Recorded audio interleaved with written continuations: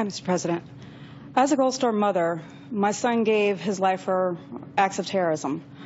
Do you still believe that the acts of terrorism are done with a self-proclaimed Islamic religious motives? And if you do, why do you still refuse to use the term Islamic terrorist? Well, first of all, I want to thank your son, obviously, for his service. And, I spend a lot of time with Gold Star moms, as does Michelle. And it's always one of the most profound things we do in office is just spending time with families and hearing about not just the sacrifices, but also the incredible life and patriotism and talent that these men and women live their lives with. The truth of the matter is that this is an issue that has been sort of manufactured, because there is no doubt, and I've said repeatedly, that where we see terrorist organizations like Al-Qaeda or ISIL, they have perverted and distorted and tried to claim the mantle of Islam for an excuse for basically barbarism and death.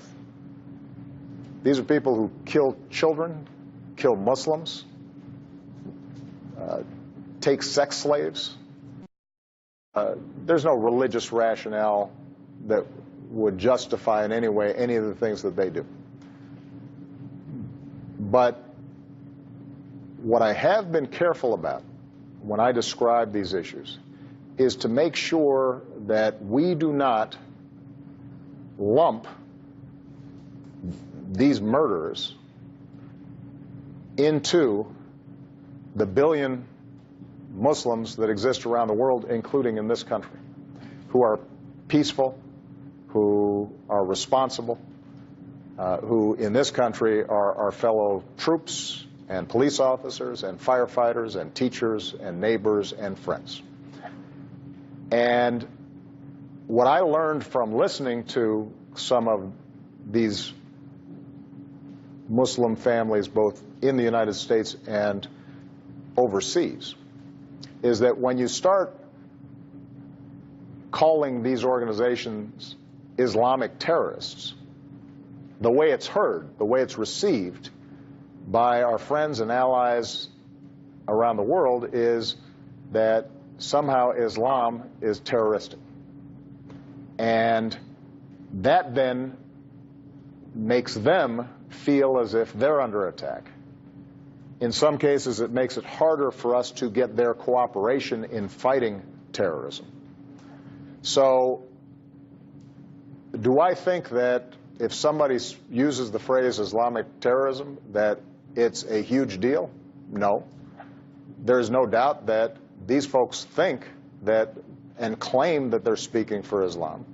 But I don't want to validate what they do.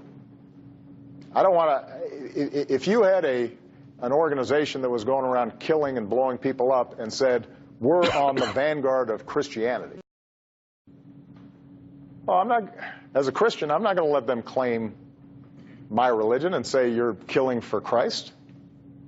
I would say that's ridiculous. That's not what my religion stands for. Call these folks what they are, which is killers and terrorists. And that's what we've been trying to do, is to make sure that, A, we don't validate their claims that somehow they speak for Islam, because they don't, and B, making sure that we do not make Muslims who are well-meaning and our natural allies on this fight, because these groups are killing more Muslims than they're killing anybody else, make sure that they don't feel as if somehow this is some contest between the West and Islam. I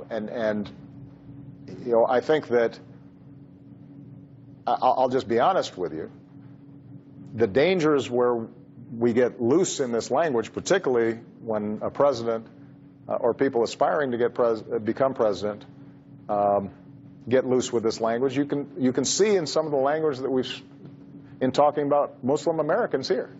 and the notion that somehow we'd start having religious tests in who can come in the country and who's investigated and whether the Bill of Rights applies to them in the same way. And that's a slippery slope. And the way we're going to win this battle is not by betraying our ideals. It's by making sure that we hold true to our ideals. And one of our core ideals is that, you know, if you're an American and you are, you know, subscribing to the ideals and the creed and the values that we believe in as a country, you know, then we don't have a religious test in this